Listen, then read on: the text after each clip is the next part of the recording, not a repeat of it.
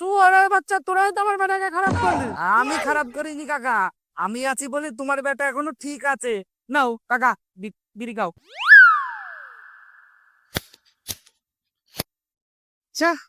আমার ছেলেটা নষ্ট কষ্ট হয়ে গেল, ওরে আর ঠিক করা গেল না। আরে তো কাকা, ওটা বয়সের দৌড়।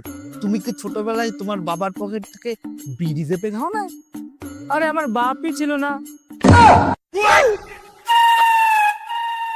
বাপ ছাড়া কিভাবে সম্ভব? ব্যাপারটা তা না, আমি যখন ছোট ছিলাম আমার বাবা তখনই মারা গেছে। কিন্তু ছোটবেলায় তুমি তো বন্ধুদের সাথে মিশতে। মিশতাম ঠিকই, তোদের মতন তার গাল তো দিতাম না। আরে খ্যাপাচুদা কাকা, এটা কলিযুগ, গাল ছাড়া ফিলিংস শেয়ার হয় না। শুয়ারের বাচ্চা, গাল কেন দিলে আমাকে? আমি কি তোর বন্ধু নাকি? আমি তোমার বেটারও বন্ধু, তোমারও বন্ধু। ওর জন্যই তো তুমি আমার কাছ থেকে বিড়ি চেয়ে খাও। ও, ওটাও ঠিক। কাকা, তুমি ছোটবেলায় লুকিয়ে লুকিয়ে পানো দেখো না? আমাদের সময় তো ফোনই ছিল না, আমরা তো টেলিফোনে কথা বলতাম। কিন্তু ভাই বউ, মানুটা কি? তোমার ছেলের ফোনে আছে, গিয়ে দেখে নেবে। ওই সর বাচ্চা কোনো দেখতে ইচ্ছে করে না, তুই দেখালে দেখা না, গার মারা আগে।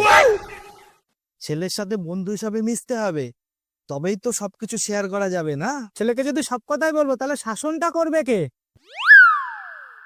সব ছেলেরাই চাই তার বাপ বেটার সম্পর্ক যেন বন্ধুর মতো হয়, কিন্তু সব ছেলেরা এটা বাপকে বলার সাহস পায় না।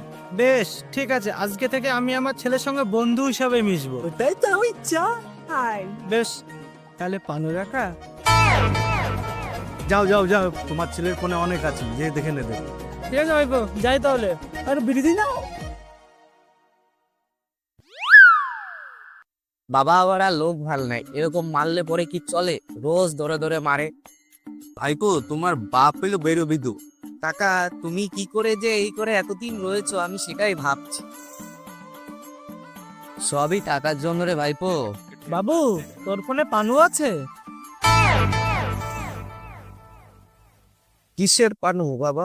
আমার কাছে কোনো পানু টানু নেই। তুই সব জানিস, তোর ফোনে পানু আছে, আমি শুনলাম। আজকে থেকে বাপ না, আমাকে বন্ধু ভাব। দাঁড়া, আমি একটু আসছি। মামা, বাবা আমার সঙ্গে আজকের থেকে বন্ধুর মতন কথা বলছে।